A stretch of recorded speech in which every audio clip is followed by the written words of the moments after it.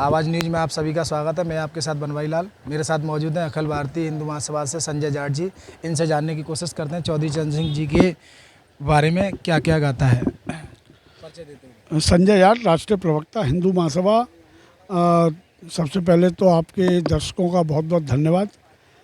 दूसरा यह है, चौधरी चरण सिंह जी एक देश की धरोहर और किसानों के मसीहा, गरीब तबके के लोग, और गरीब तबके लोग नहीं, बिजनेसमैन भी उन्होंने, उनमें एक कला थी कि किस तरीके से वह किसानों के मसीहा के रूप में सामने आए।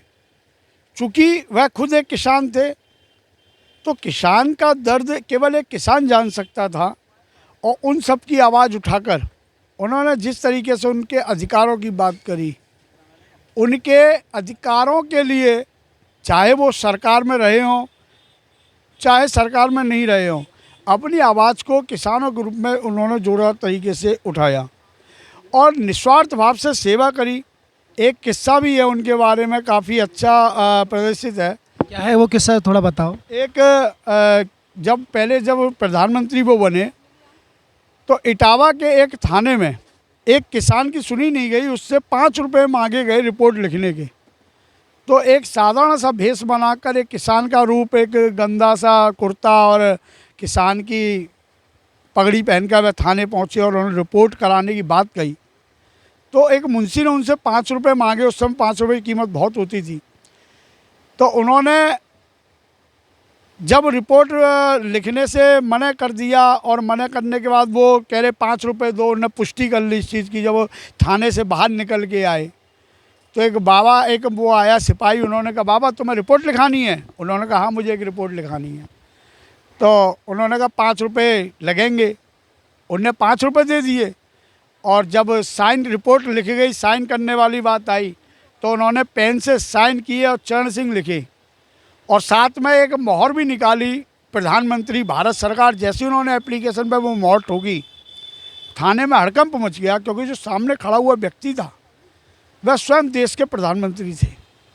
पूरे थाने को सस्पेंड कर दिया गया। तो एक ऐसे निष्ठावान महापुरुष, और इतने लंबे संघर्ष के बाद भारत सरकार, जब कांग्रेस भी रही और कई सदी बीत गई, लेकिन आज भारत के उस पुत्र को, धरती पुत्र को भारत रत्न से सम्मानित किया गया।